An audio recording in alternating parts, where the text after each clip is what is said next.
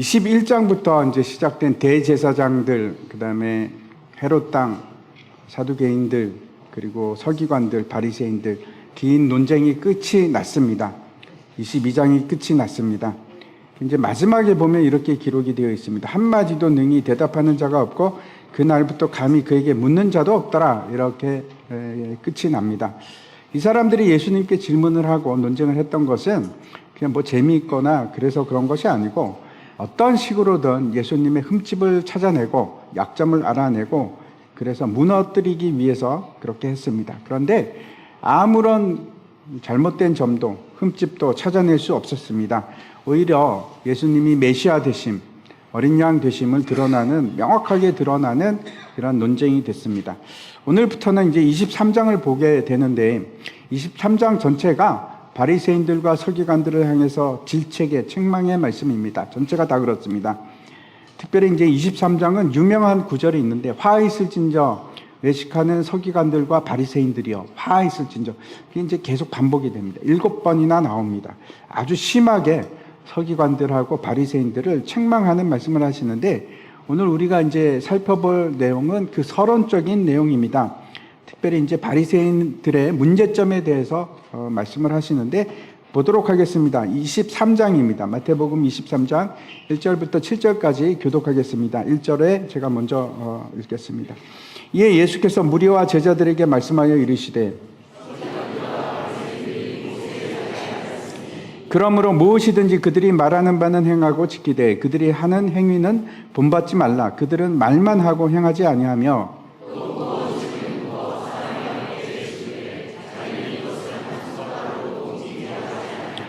그들의 모든 행위를 사람에게 보이고자 하나니 곧 그 경문 띠를 넓게 하고 옷수를 길게 하고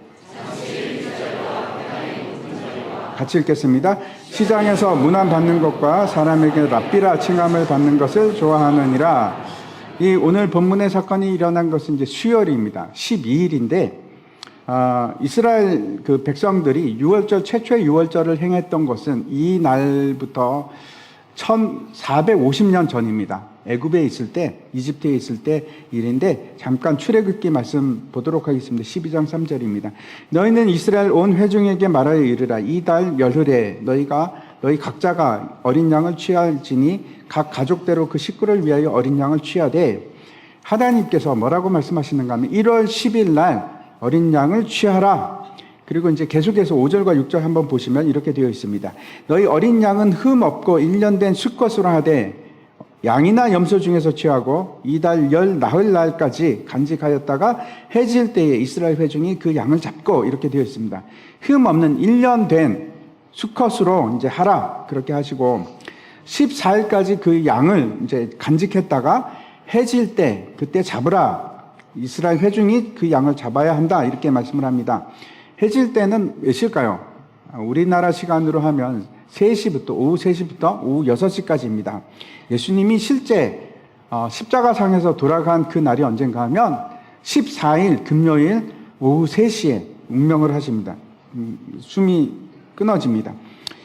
정확하게 유월절 어린 양으로 죽으신 겁니다. 마찬가지로 유월절 어린 양이 되기 위해서는 10일부터 택하고 나서 10일부터 14일까지 어떤 기간인가 하면 흠을 찾는 기간입니다. 그렇다면 오늘이 이제 이 날이 12일이거든요. 아직까지 흠을 찾는 일이 완전히 끝난 것은 아닙니다.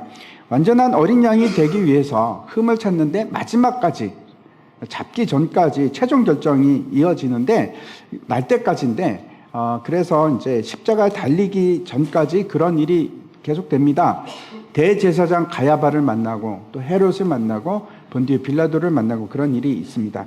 이제 예수님께서 그 예수님을 시험하던 자들과 논쟁을 다 마치신 후에 무리와 제자들에게 이제 말씀을 하십니다. 1절입니다. 오늘 본문 1절인데 이렇게 되어 있습니다. 이에 예수께서 무리와 제자들에게 말씀하여 이르시되, 첫 서두가 이에라고 이제 되어 있습니다. 그렇다면 이 사건은 분명히 그 앞에 있는 사건과 연결이 됩니다. 논쟁이 끝이 나고 그 다음에 계속된 일이다, 그런 뜻이겠죠. 그 앞에 이제 두 가지 사건이 연속적으로 일어납니다. 하나는 한 율법사가 예수님께 질문을 합니다. 어느 계명이 큽니까? 그게 끝나고 나서 예수님께서 바리새인들에게 질문하는데 다윗의 자손이 어떻게 다윗의 주가 되느냐, 그 질문을 하셨습니다. 다시 말씀드리면 그 서기관과 바리새인들의 그 논쟁이 끝난 바로 그 다음 이어서 그런 뜻입니다. 그래서 그 무리 중에는 누가 있었을까요? 서기관도 있고 바리새인도 여전히 남아 있는 겁니다. 그 무리를 향해서 말씀을 하시는데 2절부터 7절까지는 그 바리새인들의 문제점 4가지, 5가지 정도를 그 행위를 말씀을 하십니다. 이 사람들이 뭐가 잘못됐는지. 지금 사용하는 용어로 말씀을 드리면 팩폭을 하고 계신데, 팩트로 반박할 수 없는 아주 그 팩트로 이 서기관과 바리새인들에게 이제 타격을 주고 계십니다. 우리가 이제 먼저 생각할 것은 예수님께서 분명히 5그룹과 함께 말씀을 나누셨는데, 논쟁을 하셨는데, 왜 바리새인들과 서기관들하고만 이렇게 책망을 하시는가? 나머지 3그룹은 왜 책망을 하지 않으실까요? 왜 그런가 하면 첫 번째, 이 5그룹이지만 실제적으로 그 종교적인 파로 나눈다면 2가지 파입니다. 하나는 사두개파였고 또 하나는 바리새파입니다. 그래서 대제사장 헤롯 땅, 이 사두개인들, 이 사람들은 종교적으로 모두 사두개파입니다. 집권 세력이고 소수고 상류층이고 권력을 가지고 있는 사람들입니다. 그리고 바리새인들은 어떤 사람들인가 하면 대부분의 유대인으로부터 당시 지지를 받고 있었고, 이 사람들은 일반적으로 사람들을 가르치는 사람들입니다. 지도자입니다. 랍비라고 칭함을 받는 사람들인데 사람들에게 성경을 가르치고 지도하는 사람들입니다. 예수님께서 이 사두개파에 대해서 언급이 없으시다는 것은 어떤 뜻일까요? 아마도 어떤 미련도 없이 포기한 것이 아닌가. 예수님께서 논쟁을 하실 때 이 사두개파 사람들에게는 이런 말씀을 하십니다. 악함을 보시고 또는 너희는 성경도 하나님의 능력도 알지 못한다, 이런 말씀들을 하셨습니다. 아마도 이 사람들은 전혀 회생이 불가능한, 그렇게 이제 예수님께서 여기지 않았을까 하는 생각을 합니다. 하지만 이제 앞에서 나온 율법사를 한번 생각해 보십시오. 이 사람이 계명 중에서 어느 계명이 가장 큽니까? 라고 질문을 했을 때 그때는 예수님께서 다른 반응을 보이십니다. 예수님께서 어떻게 대답을 하시는가 하면, 먼저는 하나님을 사랑하고 그 다음에 내 이웃을 내 자신과 같이 사랑하라, 그것이 둘째 계명이다, 이렇게 말씀을 하시니까 그 율법사가 이런 대답을 합니다. 마태복음이 아니고 누가복음에 이제 자세하게 나오는데, 선생님이 옳소이다. 하나님을 사랑하는 것, 유일하신 하나님 한 분을 사랑하는 것, 또 이웃을 사랑하는 것은 번제물을 드리거나 아니면 다른 제물보다 훨씬 낫습니다. 그렇게 이제 대답을 한 겁니다. 그랬더니 예수님께서 그 얘기를 듣고 뭐라고 하시는가 하면, 야, 네가 옳다. 너는 하나님의 나라에서 그렇게 멀지 않도다, 이런 말씀을 하십니다. 칭찬을 하신 거죠. 그렇다면 이 서기관들, 바리새에 있는 서기관들은 바리새파 사람들입니다. 그러니까 서기관들과 바리새인들에 대해서는 일말의 가능성을 열어두고 계신 겁니다. 그래서 23장은 이 서기관들과 바리새인들을 향해서 질책을 하는 엄청난 책망을 하고 있는데, 그 이유는 3가지 의도가 있습니다. 첫 번째는 바리새인들에 대한 이거는 심판입니다. 우리가 앞에서도 살펴봤지만 마지막 5번째 논쟁이 어떤 거였습니까? 다윗의 주에 관한 논쟁이었는데, 그 주가 어떤 주입니까? 기억나십니까? 심판주입니다. 메시아는 심판주이시기도 합니다. 다시 한번 이사야서 말씀 보시겠습니다. 이사야서 11장 보시면, 공의로 가난한 자를 심판하며 정직으로 세상의 겸손한 자를 판단할 것이며, 그의 입의 막대기로 세상을 치며 그의 입술의 기운으로 악인을 죽일 것이며, 공의로 그의 허리띠를 삼으며 성실로 그의 몸에 띠를 삼으리라. 그래서 23장의 이 내용은 이사야 선지자의 예언처럼 지금 그 입술 기운으로 악인을 심판하고 계신 겁니다. 그 목적이 한 가지가 있고, 두 번째는 앞에서 말씀드린 것과 같이 책망은 그 책망으로 끝나지 않죠. 돌이키게 하기 위함입니다. 에스겔서 한번 말씀 보시기 바랍니다. 너는 그들에게 말하라. 주 여호와의 말씀이니라. 나의 삶을 두고 맹세하노니 나는 악인이 죽는 것을 기뻐하지 아니하고 악인이 그의 길에서 돌이켜 떠나 사는 것을 기뻐하노라. 이스라엘 족속아 돌이키고 돌이키라. 너희 악한 길에서 떠나라. 어찌 죽고자 하느냐 하셨다 하라. 책망하는 이유는 늘 두 가지죠. 하나는 심판하는 그 메시지가 들어있지만 또 하나는 돌이키게 하기 위해서. 우리 자녀들을 책망할 때도 그렇지 않습니까? 그냥 뭐 벌 주기 위해서만 그런 것이 아니고 돌아오게끔 하기 위해서 그렇게 합니다. 하나님께서 악인을 멸망시키는 걸 원하지 않으십니다. 돌이키는 것을 기뻐하십니다. 세 번째 아주 중요한 의도가 있습니다. 오늘 이 얘기를 하려고 합니다. 이거는 왜 이런 심판의 메시지를 주시는가? 경고와 경계의 메시지입니다. 예수님께서 이 책망을 말씀하실 때 누구에게 하신 걸까요? 바리새인에게 했습니다. 맞습니다. 근데 거기에 지금 1절에는 뭐라고 하는 건 모든 무리와 제자들에게 말씀을 하셨습니다. 바리새인에게만 얘기한 것이 아니고 거기에 있는 일반 사람들, 거기까지만이 아니고 제자들에게도 이 말씀을 하셨습니다. 그 얘기는 우리하고도 상관이 있다는 얘기입니다. 너무나 중요한 경고의 메시지가 여기 들어 있습니다. 그래서 이거는 이 23장의 얘기는 바리새인들을 그렇게 화내고 지금 책망하시는구나, 나하고 상관이 없구나, 이런 얘기가 아니고 바로 우리의 얘기입니다. 경고입니다. 어떤 경고인지 우리가 살펴보도록 하겠습니다. 2절 말씀 보시겠습니다. 서기관들과 바리새인들이 모세의 자리에 앉았으니, 첫 번째 예수님께서 이 사람들이 모세의 자리에 앉았다 이렇게 말씀을 하십니다. 모세의 자리에 앉았다, 이게 도대체 어떤 뜻일까? 우리가 일단 이해해야 하는 것이 있습니다. 이 서기관들, 바리새인들이 도대체 뭘 하는 사람들인가? 서기관은 아주 전문적으로 훈련을 받은 사람들인데 율법을 공부하고 성경을 필사하는 사람들입니다. 그리고 성경을 주석을 달 수 있는 교육을 받은 사람들인데, 그러니까 손으로 쓰는 겁니다. 가장 중요한 임무 중에 하나가 성경을 보존하기 위해서 계속 복사를 하는 일인데, 지금까지도 성경 사본이 많이 남아 있습니다. 한 5,000개 정도 남아 있습니다. 5,000개 남아 있는데 다 이 사람들이 사본을 만들어서 존재하는 겁니다. 근데 그 히브리어가 굉장히 이게 점들도 있고 그렇습니다. 획도 있고. 그래서 1.1에 없어지지 않으리라 하는 그 말씀이 왜 그런가 하면, 점을 잘못 찍으면 다른 말이 되어버립니다.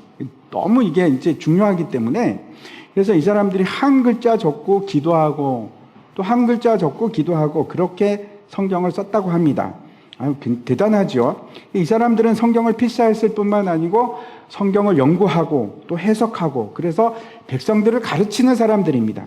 또 뿐만 아니고 이제 산헤드린 공회에서 이스라엘 전체의 중요한 결정들도 같이 참여하고 이런 일들을 했습니다. 우리가 이제 이 모세의 자리에 대해서 생각을 해보겠는데, 모세는 도대체 어떤 사람입니까?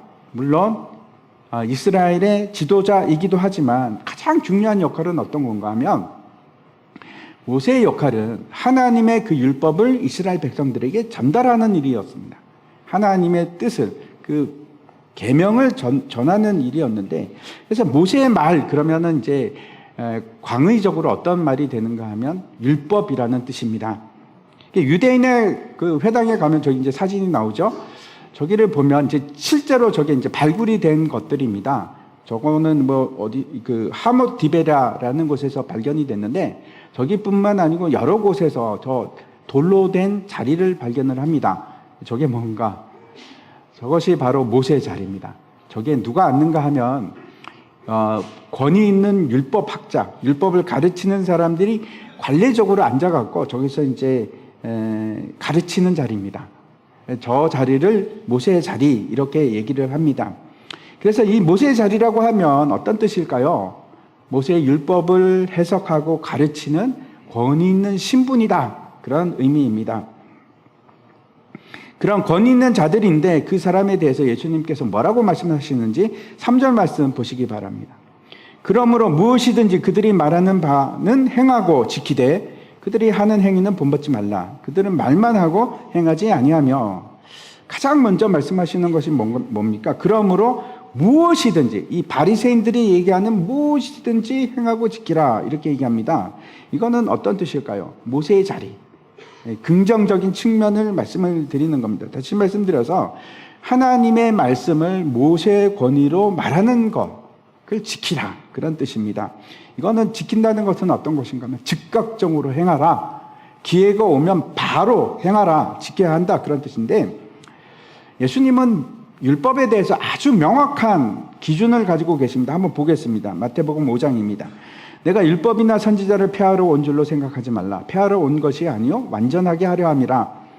진실로 너에게 이르노니 천지가 없어지기 전에는 율법의 1.1획도 결코 없어지지 아니하고 다 이루리라. 그러므로 누구든지 이 계명 중에 지극히 작은 것 하나라도 버리고 또 그같이 사람을 가르치는 자는 천국에서 지극히 작다 일컬음을 받을 것이요 누구든지 이를 행하며 가르치는 자는 천국에서 크다 일컬음을 받으리라. 그러면서 뭐라고 이제 얘기하시는가 하면 너희 의가 서기관과 바리새인보다 더 낫지 않으면 결단코 너희가 천국에 못 들어가리라. 아주 무시무시한 말씀을 하셨습니다. 그런데 다시 3절과 4절 계속해서 보면 그러므로 무엇이든지 그들이 말하는 바는 행하고 지키되 그들이 하는 행위는 본받지 말라.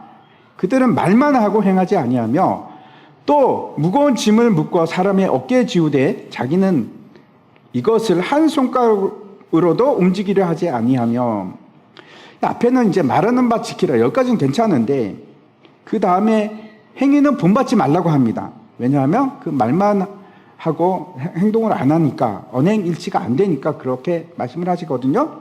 근데 이 뒤에 말씀을 보면 갑자기 앞에 구절에 대한 괴리감을 느끼기 시작합니다. 그냥 구절만 보면 다 이해가 가는데 4절을 보면 더 그렇습니다.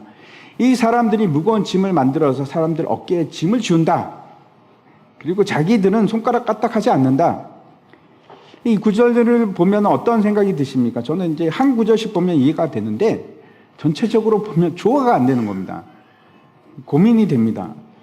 이게 정말 이해하기 힘든 구절이다. 이런 생각을 합니다.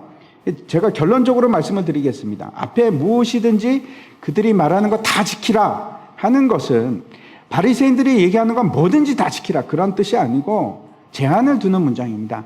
모세의 자리에 있을 때 다시 말씀드려서 하나님의 권위로 말하는 그 말씀은 지키라. 그런 뜻입니다. 서기관들과 이 율법사들이 이 율법을 해석하고 전하는 것으로 그치지 않고 이 바리새인들이 율법을 자의적으로 해석하기 시작합니다. 이 사람들이 율법을 613개로 나누는 것까지는 좋습니다. 근데 그 다음에 이걸 가지고 다시 규칙을 만들기 시작하는데 6,000개를 만들어냅니다. 어마어마하죠. 그래서 그걸 사람들에게 다 지키라고 짐을 지우는 겁니다. 그럼에도 불구하고 이거 지킬 수 있습니까? 못 지키죠. 그거 어떻게 다 지키겠습니까? 그런데 그럼에도 불구하고 그 짐에 대해서 아무런 도움을 주지 않는 겁니다. 손가락 까딱하지 않습니다. 아무 해결책도 없습니다. 그냥 지켜. 이게 끝입니다. 방관하고 무책임하고 현실을 알지도 못하고 그 얘기를 지금 하고 있는 겁니다. 오늘날도 마찬가지입니다. 제가 이제 한번 찾아보니까 2023년 기독교 인구가 얼마나 될까? 우리나라에서 16.6%입니다. 그러면 이제 우리나라 인구로 따져서 계산을 하면 한 850만 명 정도 됩니다. 코로나 이후에 굉장히 많이 줄었습니다. 원래 이제 한 1,000만 명 넘는다 그랬는데 지금 850만 명입니다. 근데 심각한 건 그 중에 이단들도 다 들어가 있거든요. 그 숫자는 신천지도 들어가 있고 하나님의 교회도 들어가 있고 온갖 이단들이 다 들어가 있습니다. 근데 이단들은 우리가 이제 판별이 되죠. 구분할 수 있습니다. 웬만하면 구분이 됩니다. 근데 제가 말씀드리는 거는 여전히 우리 가운데는 이단처럼 보이지 않는데 보이지 않는 이단들이 우리 속에도 있습니다. 무슨 말씀을 드리는가? 목사가 하나님의 말씀을 전하는 것이 아니고 자기 생각을 마치 하나님의 말씀처럼 포장해서 얼마든지 전할 수 있습니다. 심각하죠? 성경 말씀을 전하는 것이 아니고 자기의 신념을 전할 수 있습니다. 그래서 정말 우리가 조심해야 됩니다.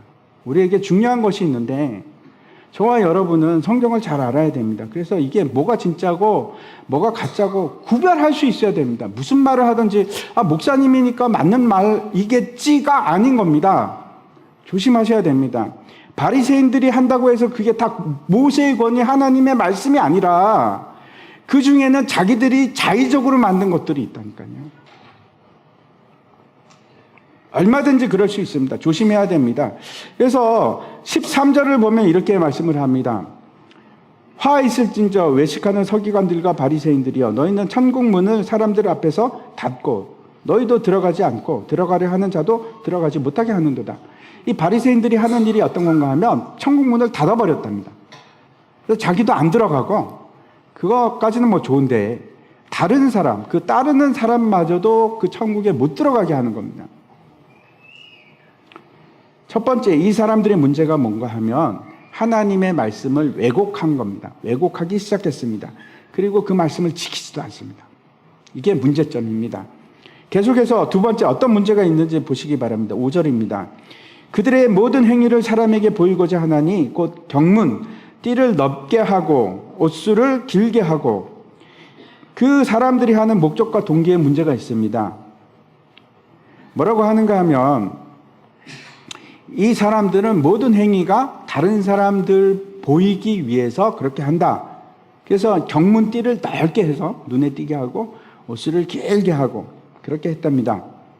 이 그림을 보시면 이제 저 왼쪽에 소년이 차고 있는 게 저게 경문입니다. 이렇게 미간에 차고 있지 않습니까? 그리고 또 어디에 있습니까? 손에도 차고 있습니다. 왜 저렇게 할까? 성경에 2번이나 언급이 되어 있기 때문에 그렇습니다. 한번 그 구절 보겠습니다. 출애굽기 13장 9절입니다. 이것으로 내 손의 기호와 내 미간의 표를 삼고 여호와의 율법이 내 입에 있게 하라. 이는 여호와께서 강하신 손으로 너를 애굽에서 인도하여 내셨음이니. 여러분은 이 구절을 보고 어떤 느낌이 드십니까? 저걸 보면 나도 미간에다가 저걸 차야겠다 이런 생각이 드십니까? 아니면 저 미간에 두라는 것이 도대체 어떤 뜻일까요? 하나님의 말씀을 잊지 않고 생각하고 묵상하고 지키려고 노력하고 그런 뜻 아닙니까? 아니면은 미간에 차야 된다는 뜻일까요? 이 사람들은 이걸 문자적으로 받아들입니다. 옷술도 한번 생각해 보십시오. 옷술을 길게 늘어뜨립니다. 그게 거룩하게 보이니까. 나는 이 정도로 하나님 말씀을 사랑합니다. 그런 보이려고. 율법에 지키는 목적은 뭡니까? 하나님입니다. 근데 하나님의 관계가 보이지 않기 시작하고 그 자리에 보이지 않는 하나님의 자리에 누가 들어오기 시작하는가 하면 사람이 들어오기 시작하는 겁니다. 사람이 보입니다. 세 번째 어떤 문제가 있는지 보시기 바랍니다. 6절과 7절입니다. 잔치의 윗자리와 회당의 높은 자리와 시장에서 문안 받는 것과 사람에게 랍비라 칭함을 받는 것을 좋아하느니라.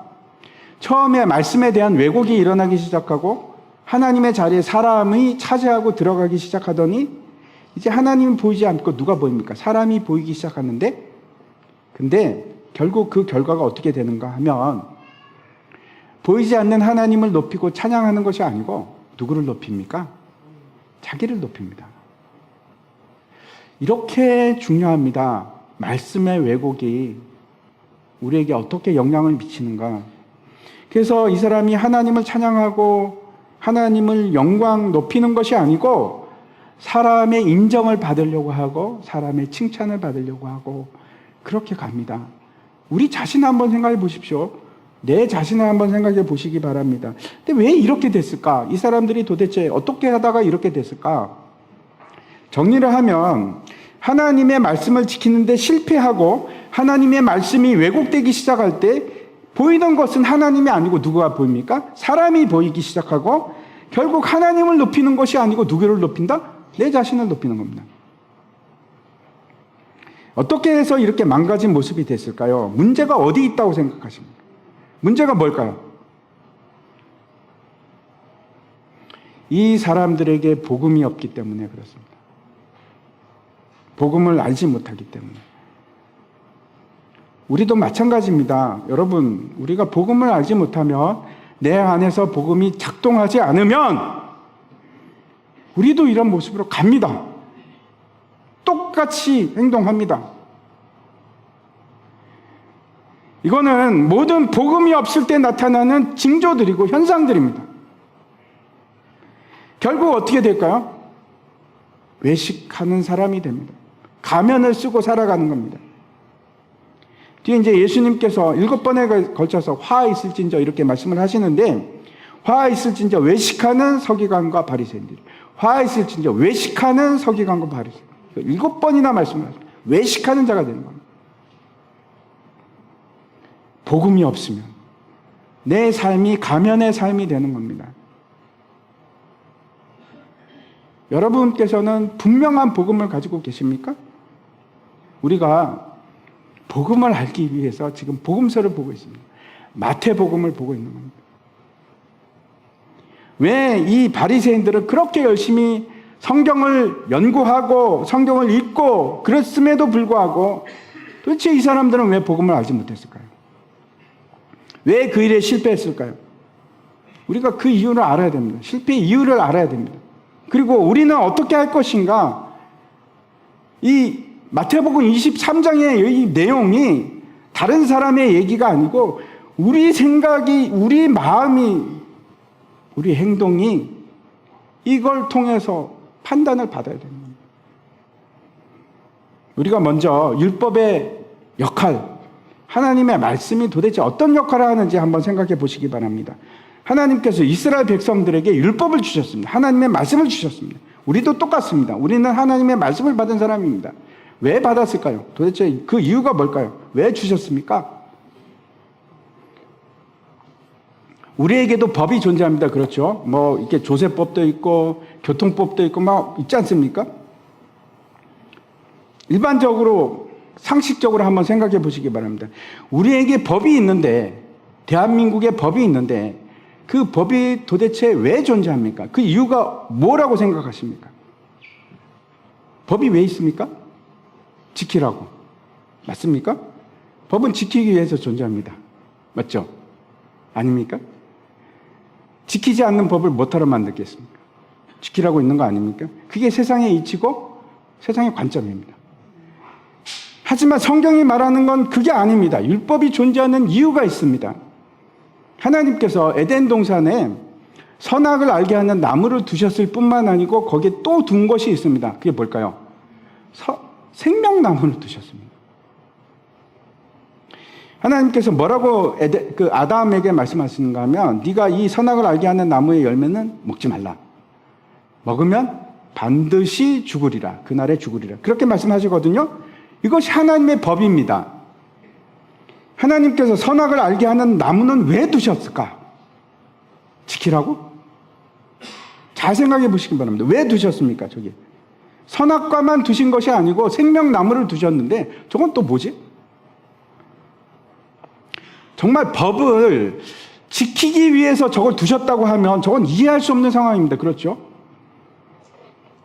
제가 말씀드리는 건 우리가 이제 법이 있는데 왜 지킵니까? 공공 질서를 위해서 그 법을 지키는 것이 나한테 유리하니까 내 유익을 위해서 그래서 우리는 지킵니다. 맞죠?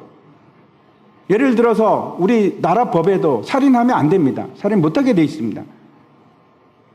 살인하지 말라는 법이 있는데 그래서 살인하지 않는 이유가 왜 그렇습니까? 야, 우리는 같이 잘 살고 질서가 유지돼야지 살인하고 그러면 안 되지 라는 생각을 합니다. 근데 그거는 결과에 불과합니다. 결과입니다. 원인이 아닙니다. 저 에덴 동산의 두 나무를 한번 생각해 보시기 바랍니다. 저게 무슨 공공의 질서하고 무슨 상관이 있습니까? 내 유익하고 저게 상관이 있습니까? 그런 개념이 아닙니다. 도대체 왜 저기에 법, 즉 율법, 다시 말씀드려서 선악을 알게 하는 나무를 왜 두셨을까? 거기에 한 나무만 있지 않고 또 다른 나무가 있다는 것이 우리에게 굉장히 큰 결정적인 힌트를 줍니다. 생명나무가 있습니다. 생명나무는 뭐 하는 겁니까? 생명을 주는 거죠. 그러면 선악을 알게 하는 나무는 뭘까요? 죽음이죠. 사망을 주는 나무입니다. 로마서 말씀 한번 보시기 바랍니다. 7장 7절입니다. 그런즉 우리가 무슨 말을 하리요? 율법이 죄냐? 그럴 수 없느니라. 율법으로 말미암지 않고는 내가 죄를 알지 못하였으니 곧 율법이 탐내지 말라 하지 아니하였더라면 내가 탐심을 알지 못하였으리라. 성경은 하나님이 법을 준 이유를 전혀 다르게 얘기합니다. 전혀 다릅니다. 법을 지켜야죠. 법을 지키십시오. 제가 그 얘기를 하는 게 아닌 거 아시죠? 법의 존재 목적을 얘기하는 겁니다. 왜 존재하는가? 지키라고 있는 것이 아니고 죄를 알게 하기 위해서입니다. 하나님께서 선악과를 주신 이유는 그 선악과를 통해서 선과 악이 무엇인지 알게 하기 위함입니다. 그게 율법이란 뜻입니다. 사도 바울은 이렇게 지금 얘기를 하는 겁니다. 율법이 탐심을 가지는 것은 죄다 말하지 아니하였더라면 내가 어떻게 탐심을 알겠느냐. 여러분 이제 그 10계명 중에서 제일 약하다고 생각하는 법이 뭡니까? 탐심 아닙니까? 탐심 되게 약하죠. 누구나 다 범하는, 하루에도 수십 번을 범하는 그런 거 아닙니까? 근데 그게 죄라고 말씀하지 않으시면 그 어떻게 죄라는 걸 알겠느냐? 그 얘기입니다. 아니 그 사람이면 당연히 본성적으로 탐심 가지지. 그게 무슨 죄야? 그럴 것 같은데 성경을 보니까 그게 죄라고 얘기를 하는 겁니다. 지금 사도 바울이 그 얘기를 하고 있습니다. 우리도 이전에는 길에 가다가 뭐 담배 피거나 건물 안에서 담배 피는 거 무슨 문제가 됩니까? 아무 문제도 되지 않았지 않습니까? 저는 아직도 기억하는 게 어릴 때인데 버스 그 많은 버스 탔는데 한 사람이 이 신사분이 한번 타셨는데 담배를 꺼내고 피려도 보니까 사람이 많으니까 하나씩 돌리는 겁니다. 그 버스 안에서. 운전수 아저씨한테 한 대 피시죠. 또 피더라고요. 피고 다 피는 거예요. 그냥 완전히 너구리 소굴이 됐었는데 정말 최근까지 88 올림픽 그 전후로 해서 그 전에 비행기 타보신 분은 아실 겁니다. 그때까지 비행기에서 담배 피는 것이 합법이었습니다. 다 폈습니다. 그 좁은 공에서. 지금 생각하면 말도 안 되는데 그때는 다 담배를 폈거든요. 아무도 뭐라고 하지도 않고 자유롭게 폈었는데 지금은 안 됩니다. 왜? 법이 있어서. 금연법이 생겨서. 지금은 아무도 없어도 금연 구역에서 담배를 피면 합법입니까? 불법입니까? 불법이죠. 그게 법이라서. 율법이 존재하는 것은 그래서 너희가 다 지켜야 구원을 받는다. 그 말이 아니라니까요. 그게 아니고 죄가 무엇인지를 알려주는 겁니다. 결국 가리키는 것이 너는 죄인이야. 너는 지키지 못하지 않느냐. 하나님께서 사랑하라 그랬는데 너 못하지. 하나님께서 부모를 공경하라고 했는데 너 안 하잖아. 이웃을 사랑하라고 했는데 너 못하잖아. 너는 죄인이야. 그거 알려주는 겁니다. 우리가 죄인됨을 보여주는 것, 그것이 율법이 존재하는 본질입니다. 근데 오해한 거죠. 바리새인들은 오해한 겁니다. 문제는 이겁니다. 그래서 우리가 율법을 깨닫지 못하면 어떻게 될 것인가? 어떻게 되는가? 계속해서 로마서 말씀 보시기 바랍니다. 8절부터 7장 8절부터 그러나 죄가 기회를 타서 계명으로 말미암아 내 속에서 온갖 탐심을 이루었나니 이는 율법이 없으면 죄가 죽은 것입니다. 전에 율법을 깨닫지 못했을 때에는 내가 살았더니 계명이 이름에 죄는 살아나고 나는 죽었도다. 생명에 이르게 할 그 계명이 내게 대하여 도리어 사망에 이르게 하는 것이 되었도다. 죄가 기회를 타서 계명으로 말미암아 나를 속이고 그것으로 나를 죽였는지라. 8절에 보면 사도 바울이 놀라운 지금 얘기를 하고 있습니다. 이 사람도 원래 바리새인이었거든요. 남의 것을 탐하지 말라. 그 10계명 중에 10계명인데 근데 죄가 우리를 어떻게 만들기 시작하는가 하면 오히려 그 계명을 이용해서 잘 들으십시오. 죄가 그 계명을 이용해서 내 안에 있는 온갖 탐심을 일으켜 불러내는 겁니다. 그렇게 얘기를 합니다. 이게 무슨 말인가 하면 그래서 율법이 나쁜 건가? 아니요. 그런 얘기가 아닙니다. 율법의 역할을 얘기하는 겁니다. 율법이 결국 어떤 역할을 하는가 하면 우리 안에 있는 죄를 막 끄집어내는 그런 역할을 하는데 이런 겁니다. 하나님의 명령이 없을 때였는데 어떤 일이 일어납니까? 우리 뭐 아무 일도 일어나지 않는데 하나님의 명령이 내 안에 딱 들어오기 시작하니까 죄가 오히려 드러나는데, 그전에는 안 보였는데 명령이 들어오고 나니까 죄가 막 일어나는데, 더 중요한 게 있습니다. 그 죄가 가만히 있는 것이 아니고 더 강하게 나를 부추기는 겁니다. 우리 안에 어떤 실체가 존재하는지를 까발리기 시작합니다. 마치 율법은 뭐와 같은가 하면 내시경과 같습니다. 그래가지고 우리 안에 들어오면 내 안에 있는 암세포가 보이기 시작하거든요.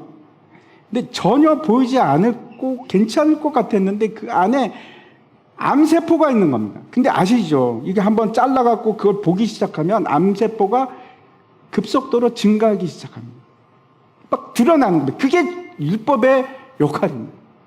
보기 시작하니까 그게 점점 더 확산이 되고 암덩어리가 커지고, 우리가 율법을 들여다보면 볼수록, 하나님의 말씀을 보면 볼수록 더 두드러지게 내 안에 있는 죄가 막 퍼져나오는 겁니다. 선명하게, 분명하게 보이는 겁니다. 그 끔찍한 암덩이들이 얼마나 내 안에서 전이가 일어나고 있는지 가득 찬 게 보이기 시작하는 겁니다. 그게 율법이고 그게 복음입니다. 복음이 없으면 그게 안 보여요. 내 안에 있는 암덩어리들이 하나도 보이지 않는다니까요.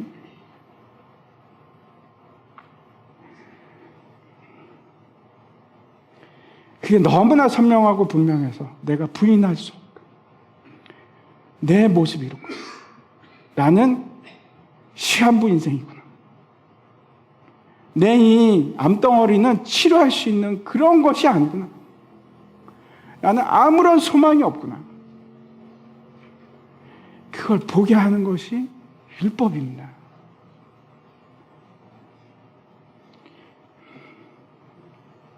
여러분, 우리 겉보기에는 멀쩡하시죠? 신사고 숙녀고. 여러분이 저를 보면 목사처럼 보이고 집사님, 권사님, 장로님, 뭐 훌륭한. 근데 그 속에 보면 암세포가, 암덩어리가 막 퍼져 있어요. 저는 안 그럴 것 같습니까? 여러분은 안 그러십니까? 복음이 그걸 보게 하는 겁니다. 내가 얼마나 지금 처참한 상태에 있는지. 나는 죽습니다. 죽을 수밖에 없다니까. 그 암세포들 때문에, 암덩어리들이 딱 퍼져서. 그게 복음이라니까. 그게 율법이고.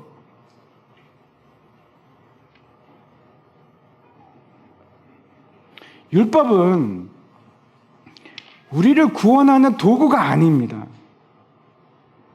우리를 구원하기 위해서 존재하는 것이 아니고 우리의 죄를 보여주기 위해서, 그 험악한 꼴을 보게 하기 위해서, 그걸 터뜨리려고. 그래서 하나님의 은혜가 아니면, 하나님의 구원이 아니면 나는 아무런 가능성도 없고 아무런 희망도 없고 죽을 수밖에 없다는 걸 절실하게 깨닫게 하는 것, 그게 율법입니다.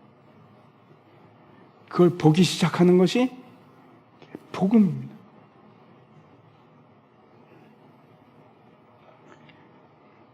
그래서 율법이 보여주는 건 뭐냐면, 너는 유죄야. 너는 죽었어. 너는 끝장이야. 우리의 추한 모습입니다. 그리고 더 놀라운 사실이 있습니다. 이 사람이 어떻게 하는가 하면, 이 추한 모습을 접하게 되면 잊어버리기 위해서, 그걸 덮어버리기 위해서 어떻게 합니까? 자기가 법관이 됩니다. 자기가 그 법을 넘어서려고 하는 겁니다. 그 위로 가려고 합니다.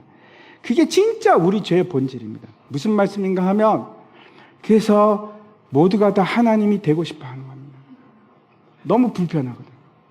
그 사실이 너무나 불편해서 하나님이 나를 그렇게 바라보고 있는 게 너무 불편하고 힘들어서 하나님이 필요 없는, 내가 하나님이 되는 그 죄의 본질로 가는 거예요. 잘 보십시오. 바리새인들이 그 길로 가고 있는 여러분이 나의 그 암덩어리를 못 보고 계시다면 여러분도 그 길로 가고 있는지도 모릅니다. 그러면 죽습니다. 끝장입니다.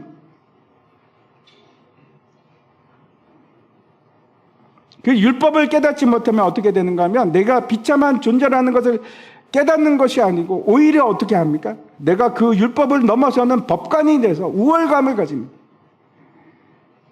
그래서 또 다른 방향으로 외식하는 자가 되는 겁니다. 내 깊은 곳을 내 깊은 곳에서 내가 행하지 못하는 걸 알죠. 그걸 외면하는 겁니다. 속이는 겁니다. 덮어버립니다. 가면을 쓰는 삶을 살아가는 겁니다. 그게 편한 삶일까요? 그게 괜찮은 삶일까요? 썩어가는 겁니다. 갈등 속에서 살아갑니다. 근데 그게 결국 그냥 다 덮고 없는 것처럼 하고 살아가면 그게 가만히 있는 것이 아니고 그게 다른 쪽으로 폭발하기 시작합니다. 어떻게 하는가 하면 자기 정당성을 내세우게 되고 그러다 보면 다른 사람 비판하죠. 사람 비판하고 사람 죽이는 일로 그냥 앞장서서 가는 겁니다. 그게 율법입니다. 바리새인들이 그 일을 하는 거예요.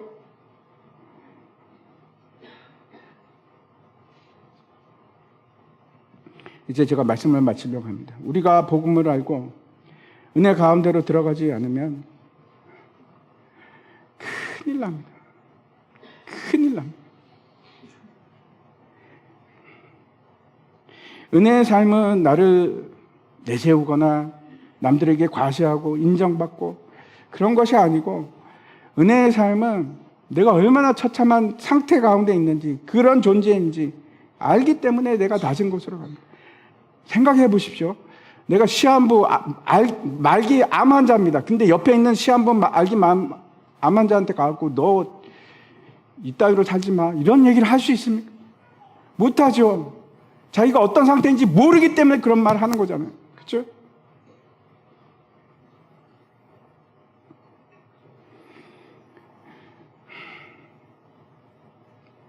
복음을 아는 사람은 그래서 겸손하게 됩니다.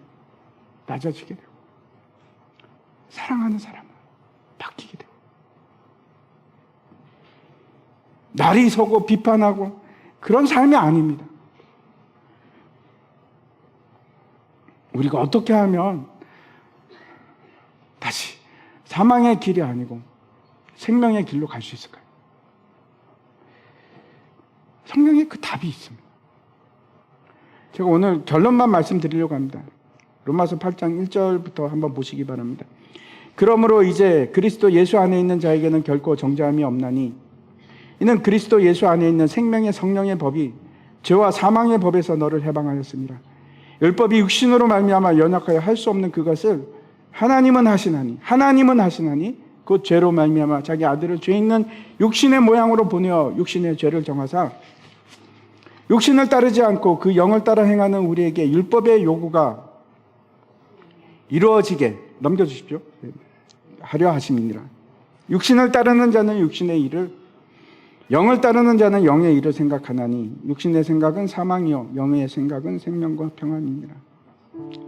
우리에게 필요한 것은 죄와 사망의 법이 아니고 생명의 성령의 법이 우리에게 필요합니다. 그리고 성령의 법을 따라 사는 삶입니다. 성령을 따라 사는 삶. 복음은 먼저 우리에게 얼마나 죄인인가를 깨닫게 합니다. 할 말이 없게끔 만듭니다. 그리고 우리가 깨닫는 것은 우리에게 아무런 희망이 없다는 겁니다. 우리는 말기 암 환자입니다. 죽을 겁니다. 분명히 죽습니다. 내가 어떻게 해도 죽습니다. 유일한 소망은 하나님밖에 없어요. 그 구원이 우리에게로부터 시작하는 것이 아니에요. 예수 그리스도 그의 영으로부터 시작하는 거예요. 그걸 갈망하는 겁니다. 복음은 나를 예수 그리스도를 갈망하게 하는 삶으로 바꿔가는 거예요. 복음이 없으면 그래서 계속 남을 판단하고 비판하고 싸우고 무례하게 행하고 힘들게 하고 내가 아직 살아있어. 내 암을 못 봐서. 내가 얼마나 비참한 존재인지 몰라서. 복음을 모르는 겁니다.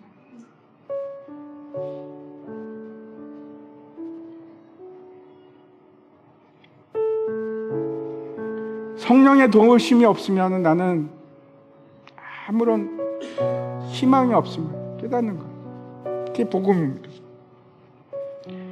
성령의 도우심이 필요한데 모든 면에서 하나부터 열까지 다 내 힘이 아니고 이제는 하나님 유일한 방법, 유일한 소망, 그게 복음입니다. 그래서 성령께서 우리를 도우시는데 말할 수 없는 탄식함으로 우리를 위해서 기도하십니다. 한번 보시기 바랍니다. 로마서 8장 26절입니다. 같이 읽겠습니다. 시작. 이와 같이 성령도 우리의 연약함을 도우시느니 우리는 마땅히 기도할 바를 알지 못하나 오직 성령이 말할 수 없는 탄식으로 우리를 위하여 친히 간구하십니다. 놀랍죠? 성령 하나님 그분 자신 스스로 그분이 돕기 때문에 우리가 진짜 복음이 없으면 높아지려고 합니다. 남을 판단하기를 좋아하고 사랑할 수 없어요. 절대 순종도 안 됩니다. 복음이 없으면 내가 어떤 존재인지도 모르고, 그리고 말로는 내가 하나님 편에 선다고 하지만 하나님 편에 서는 것이 아니고 내가 하나님이 자꾸 되는 거예요. 내가 하나님이 되고. 그게 어떤 일인 줄 아십니까? 다시 예수 그리스도를 십자가에 못 박는 일이에요. 다시 꽝.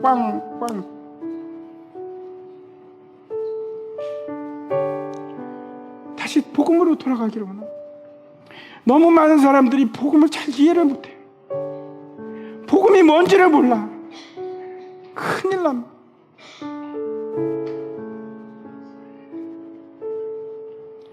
복음은 다시 무너진 마음으로 하나님을 찾아보고 예수 그리스도를 찾아보고 갈망하는 겁니다. 애통하면서 갈망. 제발 나를 살려주십시오. 그게 복음으로 나아가는 유일한 길입니다. 시간이 늦었는데 우리 같이 마지막 찬양하도록 하겠습니다.